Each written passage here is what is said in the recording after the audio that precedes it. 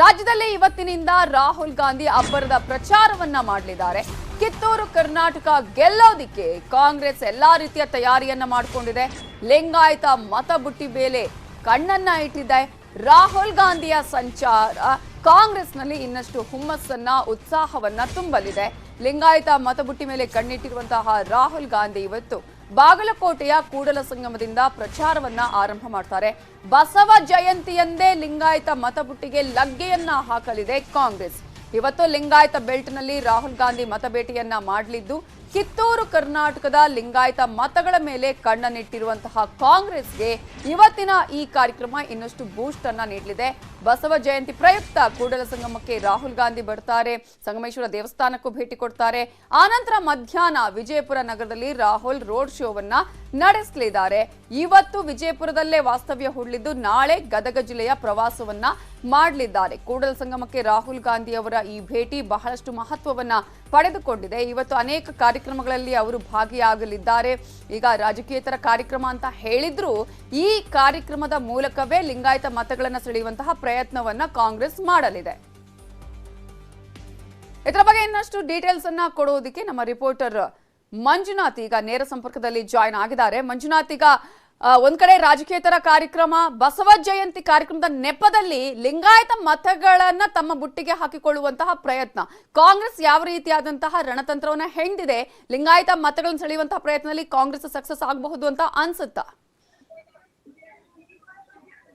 ಖಂಡಿತವಾಗಿಯೂ ನವೀನ್, ಇದೀಗ ರಾಜ್ಯ ವಿಧಾನಸಭಾ ಚುನಾವಣೆಯ ಸಂದರ್ಭದಲ್ಲಿ ವೀರಶೈವ ಲಿಂಗಾಯತ ಮತಗಳನ್ನ ಸೆಳೆಯೋದಕ್ಕೆ ಎಲ್ಲಾ ಪಕ್ಷಗಳು ಕೂಡ ಸಾಕಷ್ಟು ಕಸರತ್ತನ್ನು ನಡೆಸ್ತಾ ಇದ್ದಾವೆ. ಈ ಹಿನ್ನೆಲೆಯಲ್ಲಿ ಇವತ್ತು ಕಾಂಗ್ರೆಸ್ನ ಅಧಿನಾಯಕ ರಾಹುಲ್ ಗಾಂಧಿ ಅವರು ಬಾಗಲಕೋಟೆ ಜಿಲ್ಲೆಯ ಹುನಗುಂದ ತಾಲೂಕಿನ ಕೂಡಲ ಸಂಗಮ ಕ್ಷೇತ್ರಕ್ಕೆ ಭೇಟಿಯನ್ನ ನೀಡ್ತಾ ಇದ್ದಾರೆ. ಇಲ್ಲಿರುವಂತಹ ಅಣ್ಣ ಬಸವಣ್ಣನವರ ಐಕ್ಯ ಸ್ಥಳಕ್ಕೆ ಭೇಟಿ ನೀಡಿ ದರ್ಶನವನ್ನ ಪಡೆದುಕೊಂಡು ಬಳಿಕ ನನ್ನ ಹಿಂಭಾಗದಲ್ಲಿ ಕಾಣಿಸ್ತಾ ಇದೆ ಆ ಒಂದು ಸಂಗಮನಾಥನ ದೇವಸ್ಥಾನಕ್ಕೆ ಭೇಟಿ ನೀಡಿ ಅಲ್ಲಿ ದೇವರ ದರ್ಶನವನ್ನ ಪಡೆಯಲಿಕ್ಕಿದ್ದಾರೆ. ಬಳಿಕ ಏನು ಇಲ್ಲಿ ಅಂದ್ರೆ ದೇವಸ್ಥಾನದ ಆವರಣದಲ್ಲಿ ಇರ್ತಕ್ಕಂತಹ ಒಂದು ಬಸವ ಮಂಟಪದಲ್ಲಿ ಆಯೋಜನೆ ಮಾಡಲಾಗಿರುವಂತಹ ಬಸವ ಜಯಂತಿ ಕಾರ್ಯಕ್ರಮದಲ್ಲಿ ಭಾಗಿಯಾಗ್ಲಿಕ್ಕಿದ್ದಾರೆ. ಪ್ರಮುಖವಾಗಿ ಈ ಒಂದು ಬಸವ ಜಯಂತಿ ಕಾರ್ಯಕ್ರಮ ಬಸವ ಧರ್ಮ ಪೀಠ ಹಾಗೂ ಅಖಿಲ ಭಾರತ ವೀರಶೈವ ಲಿಂಗಾಯತ ಯುವ ವೇದಿಕೆ ವತಿಯಿಂದ ಈ ಒಂದು ಕಾರ್ಯಕ್ರಮವನ್ನು ಹಮ್ಮಿಕೊಳ್ಳಲಾಗಿದೆ.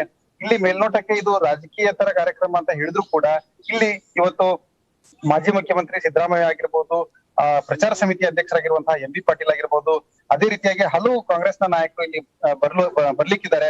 ಅದರ ಜೊತೆಗೇನೆ ಈ ಒಂದು ಬಸವ ಜಯಂತಿ ಕಾರ್ಯಕ್ರಮದ ಬಳಿಕ ಇಲ್ಲಿರ್ತಕ್ಕಂತಹ ಒಂದು ದಾಸೋಹ ಭವನದಲ್ಲಿ ರಾಹುಲ್ ಗಾಂಧಿ ಅವರು ಪ್ರಸಾದ ಸೇವನೆಯನ್ನ ಮಾಡ್ಲಿಕ್ಕಿದ್ದಾರೆ. ಅದಾದ ಬಳಿಕನೇ ಅವರು ವಿಜಯಪುರ ಜಿಲ್ಲೆಗೆ ಪ್ರವಾಸವನ್ನ ಬೆಳೆಸಲಿಕ್ಕಿದ್ದಾರೆ. ರಾಹುಲ್ ಗಾಂಧಿ ಆಗಮನದ ಹಿನ್ನೆಲೆಯಲ್ಲಿ ನಿನ್ನೆಯಿಂದಲೂ ಕೂಡ ಸಾಕಷ್ಟು ಭದ್ರತೆಯನ್ನ ಕೂಡಲ ಸಂಗಮ ಕ್ಷೇತ್ರದಲ್ಲಿ ಕೈಗೊಳ್ಳಲಾಗ್ತಾ ಇದೆ.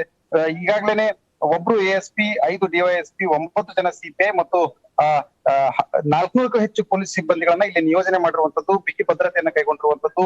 ಇಲ್ಲಿ ಏನು ಪ್ರಮುಖವಾಗಿ 11:45ಕ್ಕೆ ರಾಹುಲ್ ಗಾಂಧಿ ಅವರು ಹೆಲಿಕಾಪ್ಟರ್ ಮೂಲಕ ಈ ಒಂದು ಕೂಡಲ ಸಂಗಮದಲ್ಲಿ ನಿರ್ಮಾಣ ಮಾಡಲಾಗಿರುವಂತಹ ಹೆಲಿಪ್ಯಾಡ್ಗೆ ಬಂದಿಳಿಲಿಕ್ಕಿದ್ದಾರೆ. ಅದಾದ ಬಳಿಕ ಫಸ್ಟ್ ಗೆನೆ ಐಕ್ಯ ಮಂಟಪಕ್ಕೆ ಭೇಟಿ ನೀಡಿ ಅಲ್ಲಿ ದರ್ಶನವನ್ನ ಪಡೆದುಕೊಂಡು ಅದಾದ ನಂತರ ಬಸವ ಮಂಟಪದಲ್ಲಿ ನಡೆಯುವಂತಹ ಬಸವ ಜಯಂತಿ ಕಾರ್ಯಕ್ರಮದಲ್ಲಿ ಭಾಗಿಯಾಗಲಿಕ್ಕಿದ್ದಾರೆ. ನವೀನ.